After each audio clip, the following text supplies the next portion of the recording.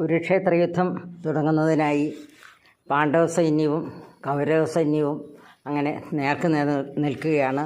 ആ സമയത്ത് ദുര്യോധനൻ ഗുരുവിനോട് പറയുന്നത് കേൾക്കാം. അപര്യാപ്തം തദസ്മാകം ബലം ഭീഷ്മാഭിരക്ഷിതം പര്യാപ്തം ത്വിദം ഏതേഷാം ബലം ഭീമാഭിരക്ഷിതം. ഭീഷ്മരുടെ നായകത്വത്തിലുള്ള നമ്മുടെ സൈന്യം ശത്രുസൈന്യത്തെ നേരിടാൻ മതിയാകുമെന്ന് തോന്നുന്നില്ല. എന്നാൽ ഭീമസേനൻ്റെ നേതൃത്വത്തിലുള്ള സൈന്യം നമ്മെ നേരിടാൻ മതിയാകുമെന്നും തോന്നുന്നു. അടുത്ത ശ്ലോകം 11. അയനേഷു ച സർവേഷു യഥാഭാഗം അവസ്ഥിത ഭീഷ്മമേവാഭിരക്ഷന്തു ഭവന്ത സർവയേവഹി. ഭവാന്മാർ അവരവർക്ക് നിശ്ചയിച്ചിട്ടുള്ള സ്ഥാനങ്ങളിൽ മാറാതെ നിന്നുകൊണ്ട് ഭീഷ്മ പിതാമഹനെ രക്ഷിക്കുക. അടുത്തത് തസ്യ സഞ്ജനയൻ ഹർഷം കുരുവൃദ്ധ പിതാമഹ സിംഹനാഗം വിനദ്യോച്ചൈ ശംഖം ദസ്മൗ പ്രതാപവാൻ.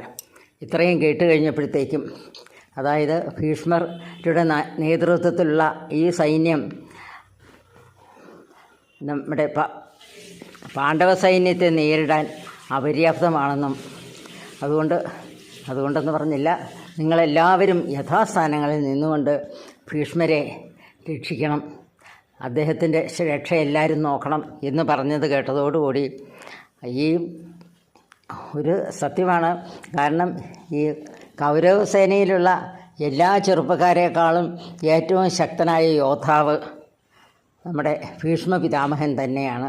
അദ്ദേഹത്തിൻ്റെ ആ യുദ്ധസാമർഥ്യമൊക്കെ നമ്മൾ വീണ്ടും കാണാം. നമ്മുടെ അർജുനനുമായിട്ടൊക്കെ യുദ്ധം ചെയ്യുമ്പോൾ അങ്ങനെയുള്ള അദ്ദേഹത്തെ പറ്റിയാണ് ഇത് പറയുന്നത്.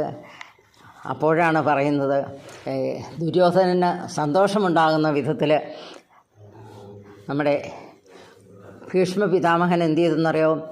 സിംഹനാദം വിനോദ്യച്ച അങ്ങ് സിംഹത്തിനെ പോലെ അങ്ങ് അലറി. കാരണം അദ്ദേഹം അന്നും അങ്ങനെ ഒരു പ്രതാപവാനായിട്ടുള്ള ഒരു സേനാനി തന്നെയാണ്, ഒരു യോദ്ധാവ് തന്നെയാണ്. എന്നിട്ടോ കുരുവൃദ്ധനും പിതാമഹനുമായ ഭീഷ്മർ പ്രതാപത്തോടുകൂടി തൻ്റെ ശംഖം ഉച്ചത്തിൽ വിളിച്ചു. കാരണം ഞാൻ ഒട്ടും പുറകിലല്ല എന്നുള്ള രീതിയിൽ എല്ലാവർക്കും മനസ്സിലാകുന്ന വിധത്തിൽ ആ ശംഖ് ഉച്ചത്തിലങ്ങ് വിളിച്ചു. ആ ശംഖത്തിൻ്റെ ശബ്ദം ആ കുരുക്ഷേത്ര യുദ്ധഭൂമിയിലാകെ മാറ്റൊലിക്കൊണ്ടു.